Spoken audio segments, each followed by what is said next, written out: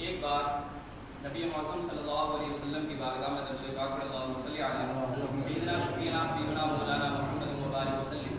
صلو علیہ الصلوۃ والسلام علیک یا حبیبی یا رسول اللہ صلی اللہ تعالی علیہ وسلم۔ یہ رمضان المبارک کا مقدس مہینہ چل رہا ہے جس میں ہمیں اور آپ کو یہ تیسرا جمعہ نصیب ہے، اور اللہ رب العزت کا بے پناہ فضل و احسان ہے کہ آج 15ویں رمضان ہے، اور ہم اور آپ نے کوششیں جو کی اللہ نے ہمیں اور آپ کو اس میں کامیاب اب تک کیا، تو دعا یہ بھی ہے کہ اور آئندہ آنے والے جو وقت ہیں وہ بھی بہت سہولت اور آسانی وہ روزے گزر جائیں۔ یہ رمضان المبارک کے مقدس مہینے کے روزے کے بارے میں اللہ تعالیٰ کلام مقدس میں ارشاد فرماتا ہے، یا ایھا الذین آمنوا کتب علیکم الصیام کما کتب علی الذین من قبلکم لعلکم تتقون، جس کا مفہوم اور مطلب یہ ہے کہ اے ایمان والوں، تم پر روزے فرض کیے گئے جیسا کہ اگلوں پر تھے، اور اس روزے کا مقصد کیا ہے کہ انسان تقویٰ اور پرہیزگاری والا بن جائے، یہ مفہوم ہے اس کا۔ اور رمضان المبارک کے مقدس مہینے کو جو ہم اور آپ ہم پر یہ روزہ فرض ہے، اسی طریقے سے حضرت آدم علیہ السلام سے لے کر حضرت عیسیٰ اور حضرت عیسیٰ کے بعد ہمارے آقا صلی اللہ علیہ وسلم پر اور ان کے امتیوں پر یہ رمضان المبارک کے مقدس مہینے کا روزہ فرض ہے، اور دیگر انبیاء کے امتوں میں فرض تھا روزہ، لیکن فرق صرف اتنا ہے کہ دن اور مہینے کا الگ الگ اختیار تھا انہیں۔ یہ کہا جا سکتا ہے کہ ہر نبی کے دور میں روزہ ضروری تھا، فرض تھا، لیکن امت محمدیہ پر رمضان المبارک کے مقدس مہینے کا ایک مہینہ روزہ فرض قرار دیا گیا، جس کے بارے میں اللہ تعالیٰ نے پوری واضح طور پر ارشاد فرمایا۔ اب روزہ اگر کس چیز پر یا کن لوگوں پر فرض ہے، اس کے بارے میں جاننے کے لیے سب سے پہلے قرآن مقدس نے خود ہی کہہ دیا کہ یا ایھا الذین آمنوا، یعنی یا ایھا الانسان نہیں ہے، یا ایھا الذین آمنوا ہے، آمنوا سے مراد ایمان والے ہیں۔ جب ہوتا یا ایھا الانسان تو تمام انسانوں کے لیے ہوتا، لیکن جب بھی کوئی چیز مخصوص ہوتی ہے اللہ کی اور مخصوص لوگوں سے خطاب کرتا ہے، تب کہتا ہے یا ایھا الذین آمنوا، تو یعنی ایمان والوں پر روزہ فرض ہے، اور ایمان والوں میں سے کون ہیں؟ وہ مرد بھی ہیں، وہ عورتیں بھی ہیں جن پر روزہ فرض ہے۔ روزہ رکھنا ایک الگ چیز ہے، لیکن روزے کو فرض جاننا یہ ایمان کا ایک حصہ ہے۔ جیسے ایمان بھی ضروری ہے، نماز فرض ہے، روزہ، حج، زکوٰۃ، یہ تمام چیزیں ہیں، اسی طریقے سے ایک مومن مسلمان کے لیے یہ بھی جاننا ضروری ہے کہ روزہ فرض ہے۔ ہاں وہ الگ باتیں ہیں، کس پر، کب، کیسے، کس وقت معاف ہے، وہ الگ چیزیں ہیں، لیکن اسے اس طریقے سے جاننا ہمارے لیے ضروری ہے کہ روزہ فرض ہے۔ اور جو بھی شخص اگر مسلمان ہوتے ہوئے یہ کہتا ہے کہ روزہ فرض نہیں ہے تو وہ دائرہ اسلام سے خارج ہو جاتا ہے، تو یہ چیزیں جاننا ہمارے لیے ضروری ہے۔ روزہ مذہب اسلام میں امت محمدیہ پر 10 شوال المکرم 2 ہجری کو فرض ہوا تھا، یعنی نبی کریم صلی اللہ علیہ وسلم جب مکہ سے ہجرت کر کے مدینہ گئے اور 1 سال گزرا، دوسرے سال 2 ہجری، ہجرت وہیں سے شروع ہوتی جب نبی کریم صلی اللہ علیہ وسلم مکہ المکرمہ سے مدینہ المنورہ کی طرف گئے، تو 2 ہجری میں شوال المکرم یعنی عید کی جو چاند کی تاریخ ہوتی ہے وہ مہینے کے حساب سے 10 شوال المکرم۔ مسلمانوں پر روزہ فرض ہے، ایمان والوں پر فرض ہے، مرد و عورت پر فرض ہے، یہ چیزیں ایک دم بالکل صحیح ہیں اور سالم ہیں۔ نبی کریم صلی اللہ علیہ وسلم کے بتائے ہوئے حدیث سے اور قرآن مقدس سے یہ بات ہمیں پتہ چلتی ہے کہ جب شریعت کی کوئی چیز فرض ہوتی ہے یا کہا جائے کہ یہ مسلمانوں پر فرض ہے، تو آپ ہمیشہ یہ جان لیا کریں، سمجھ لیا کریں کہ یہ مذہب اسلام کی کوئی بھی چیز جب اگر فرض کہی جا رہی ہے تو کم از کم اتنا تو ضرور ہے کہ وہ عاقل اور بالغ کے لیے ہے۔ مسلمان عاقل بھی ہو، بالغ بھی ہو، کم از کم شریعت جہاں تک میرا خیال ہے کہ تبھی فرض ہوتی ہے، ورنہ نابالغوں پر روزہ فرض نہیں ہے۔ تو یہ چیزیں ہمیشہ یاد رکھیں کہ مسلمان پر عاقل، بالغ، مرد، عورت دونوں پر فرض ہے۔ ہاں اب یہ چیزیں ہیں کہ جو روزہ فرض کیا گیا اس کا مقصد یہ ہے کہ انسان تقویٰ والا ہو جائے، پرہیزگاری اختیار کر لے، اللہ تعالیٰ نے اسی لیے ہم پر روزہ فرض کیا گیا۔ اب اگر ہمیں آپ کو کبھی یہ خیال آئے کہ روزہ فرض تو ہے، میں مسلمان بھی ہوں، عاقل بھی ہوں، بالغ بھی ہوں، لیکن کیا قرآن مقدس میں سب کے لیے روزہ ہے، کسی کو چھوٹ ہے، کسی کو رخصت ہے کہ نہیں؟ تب اسی قرآن مقدس کی جو آیت میں نے پڑھی اس کے آگے کی آیت لینی پڑے گی۔ پہلے میں تھا کہ اللہ نے کہا کہ رمضان کے روزے کے بارے میں یہ ہے کہ یہ فرض ہے جیسے اگلوں پر فرض تھے، اب تم تقویٰ اختیار کرنے والے ہو جاؤ۔ اب یہ رہا کہ اب کن لوگوں پر یہ چیزیں ہو گئی. اب ہمیں یہ شروع کرنا ہے کہ کن کن لوگوں کے لیے ضروری ہے. تو اس کے لیے قرآن مقدس کی آیت دیکھیں کہ ایام معدودات، چند دنوں کے روزہ. قرآن مقدس نے کہہ دیا کہ ایام معدودات، چند دنوں کے روزے ہیں. آپ بھی جانتے ہیں، ہم بھی جانتے ہیں، کبھی 29 کبھی 30 ہوتا ہے. یہی ایام معدودات سے یہی مراد ہے. ایام معدودات فمن کان منکم مریضا او علی سفر فعدۃ من ایام اخر. قرآن مقدس کی اس آیت میں کہا گیا کہ اگر کوئی مریض ہو یا کوئی مسافر ہو تو وہ روزہ نہیں رکھے گا لیکن عام دنوں میں ضرور پورا کرے گا. یعنی ہم بیمار ہیں اور روزہ نہیں رکھ سکتے ہیں رمضان المبارک کے مقدس مہینے میں، یا مسافر ہیں، سفر کر رہے ہیں، تو ہم اس مہینے میں تو نہیں رکھیں گے، لیکن جیسے ہی یہ مہینہ ختم ہوگا ہمارے لیے ضروری ہو جائے گا کہ ہم روزہ پورا کریں. اب مریض میں کون کون لوگ آ سکتے ہیں، اس کو تھوڑا سا سماعت کر لیں. مریض کا مطلب یہ ہے، اس کی وضاحت سے پہلے آپ کے ذہن میں یہ بات بیٹھا دوں کہ ہم جب بھی روزہ رکھیں یا جب بھی روزہ چھوڑتے ہیں وہ یہ جان لیں کہ جس ذات نے، جس اللہ رب العزت نے ہمیں اس دنیا میں بھیجا ہے وہ ہمارے دل کو بھی جانتا ہے، ہماری نیتوں کو بھی جانتا ہے. ہم کسی کو دکھاوے کے لیے یا کہنے کے لیے یا بتانے کے لیے کہہ سکتے ہیں کہ میں بیمار ہوں، میں پریشان ہوں، میں مسافر ہوں، اس لیے میں روزہ نہیں رکھ رہا ہوں، لیکن رب خبیر کو یہ پتا ہے کہ وہ بندہ کتنا سچ بول رہا ہے، کتنا جھوٹ بول رہا ہے. تو یہ چیزیں بیماری سے پہلے بھی ہیں اور بیمار شخص کے لیے بھی یہ ضروری ہے کہ وہ نیت کا جو خیال ہے، نیت وہ خالص اللہ رب العزت کو پتا ہے. ہم بندے کے ساتھ کچھ بھی کر سکتے ہیں لیکن اللہ کو معلوم ہے. تو جب بھی روزہ رکھیں یا چھوڑیں تو یہ سمجھ جائیں کہ ہم انسان کو دھوکہ دے سکتے ہیں. جس رب نے ہمیں پیدا کیا ہے اس کے چاہنے پر ایک لمحے میں ہم اس دنیا سے جا بھی سکتے ہیں اور ایک لمحے میں یہ دنیا بھی فنا ہو سکتی ہے. تو انسانوں کو دھوکہ دیا جا سکتا ہے، رب تعالیٰ کو نہیں. تو مریض کی صفت میں وہ لوگ آئیں گے،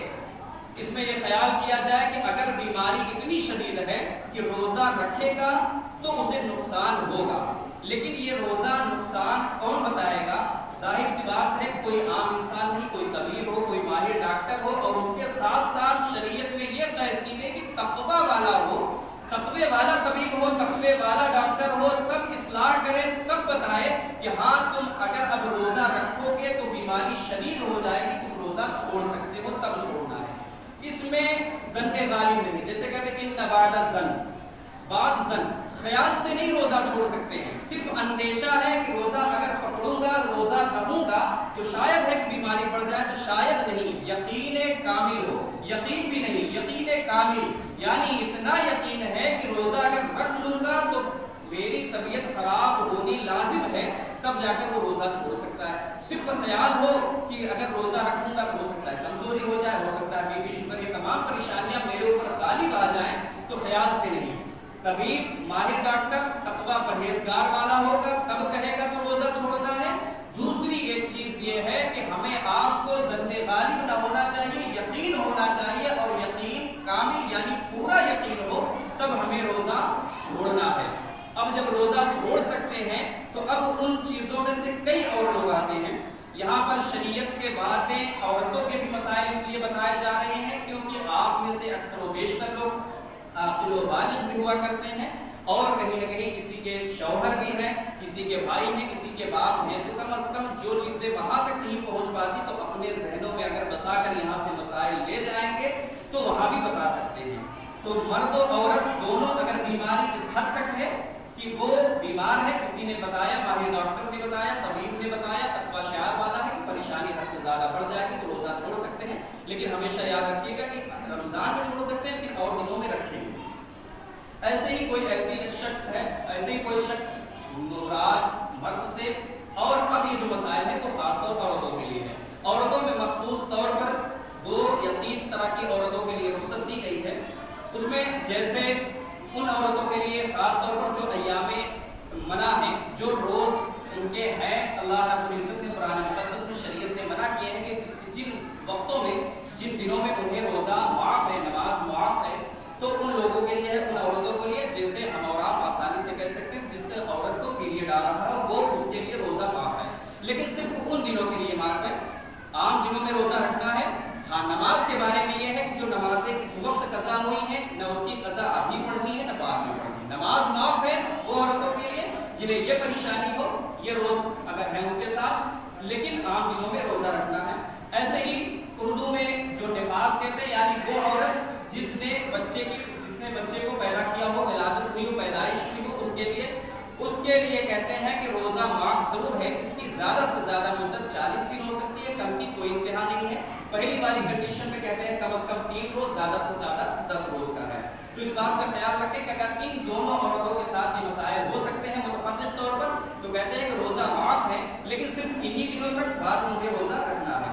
ایسے ہی کوئی عورت ماں بننے والی اور حاملہ عورت کے لیے اگر کبھی امید ہے کہ روزہ رکھنے سے بچے کو خطرہ ہوگا یا وہ عورت کمزور ہو جائے گی تو وہ روزہ چھوڑ سکتی ہے۔ ایسے ہی جس ماں کے بچے چھوٹے ہیں، دودھ پلاتی ہے،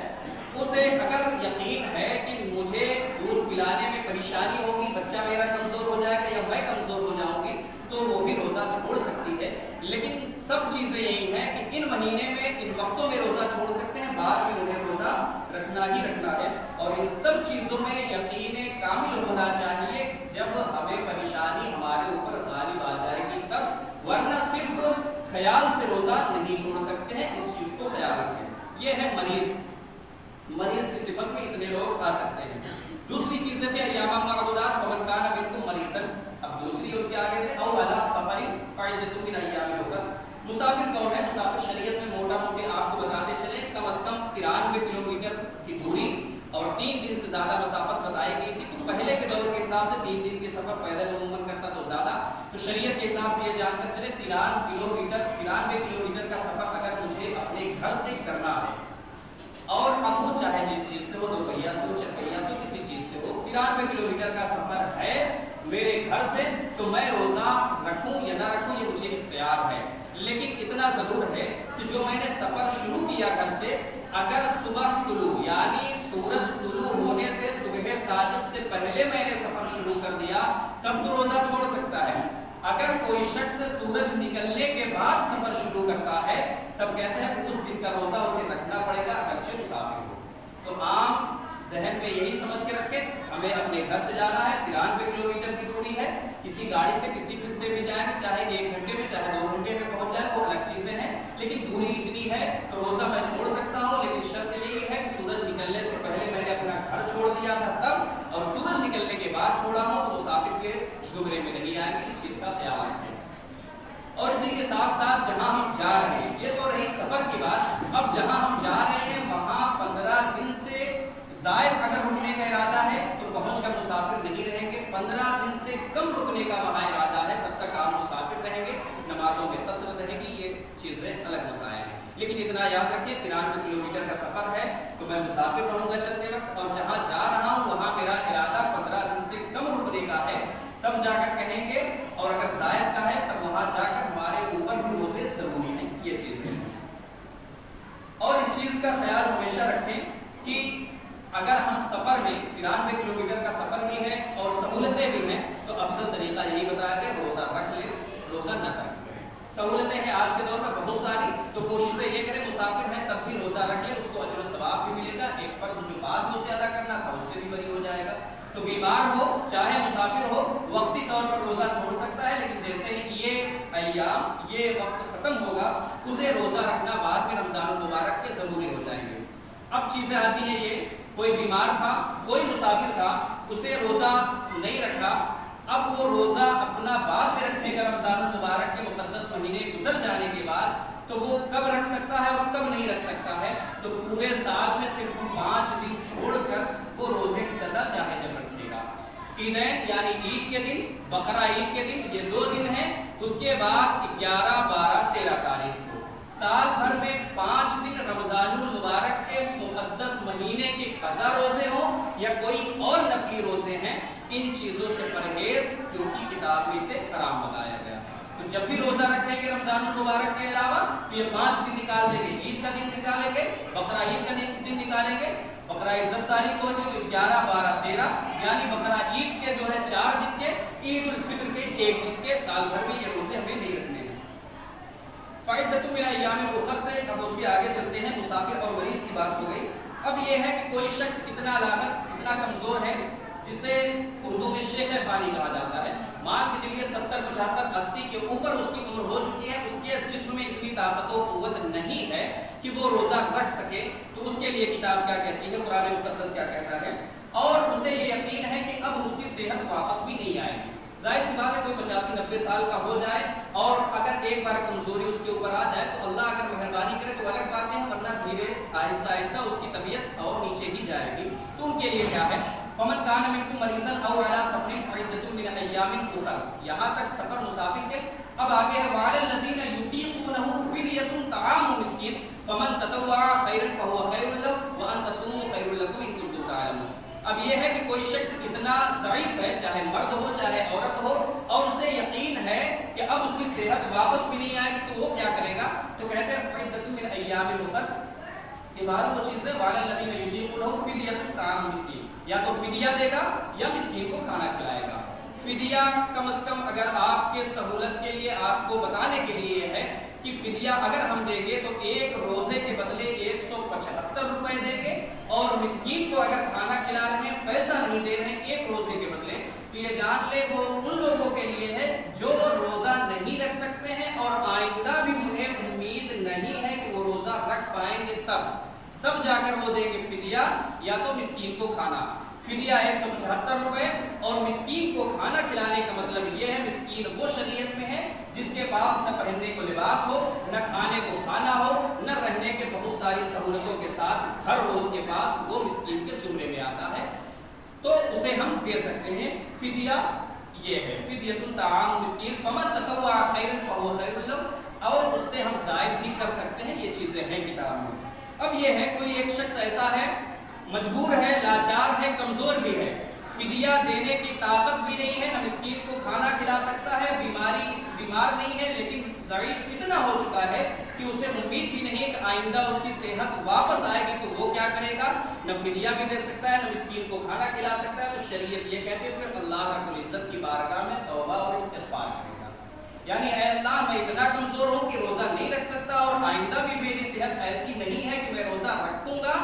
اور نہ میرے پاس اتنا پیسہ ہے کہ میں فدیہ دے سکوں، نہ میرے پاس اتنے مال و زر ہے کہ میں مسکین کو کھانا کھلا سکوں، تو توبہ استغفار ہے، اے اللہ مجھے معاف کر دے، میری حالت ایسی ہے، وہ اس بندے کا ہے اور اللہ کے درمیان ہے کہ وہ کیسے توبہ کرتا ہے، کون سا استغفار کرتا ہے۔ اخیر میں یہ ہے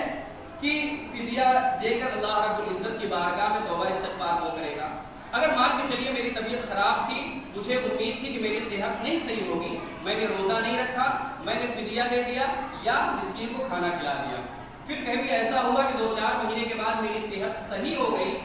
لیکن میں فدیہ دے چکا ہوں، میں مسکین کو کھانا کھلا چکا ہوں جو میں نے روزے چھوڑے تھے، کہتے ہیں اگر صحت واپس آ گئی تو وہ جو ہم نے فدیہ دیا تھا، مسکین کو کھانا کھلایا تو وہ صدقہ ہو جائے گا، مجھے روزہ پھر سے رکھنا ہے۔ یہ مختصر طور پر مسائل تھے جو میں نے سوچا بہتر کہ آپ لوگوں کو بتا دوں۔ یہ وہ چیزیں تھیں جن پر روزہ رکھنا ہے، جن پر روزہ ضروری ہے، وہ رکھنے کے مسائل ہیں۔ جو لوگ روزہ نہیں رکھتے اللہ رب العزت کے یہاں ان کے لیے بہت سارے عذاب ہیں۔ ایک روزہ جان بوجھ کر چھوڑنے کے لیے 61 مسلسل روزے رکھنے پڑتے ہیں۔ جو وعید ہے، جو عذاب ہے، وہ الگ چیزیں ہیں۔ آج صرف کل مسائل پر اللہ رب العزت نے اگر ہمیں آپ کو موقع دیا ہے تو آپ روزہ رکھیں، یہی ہمارے آپ کے لیے سب سے بہتر ہے۔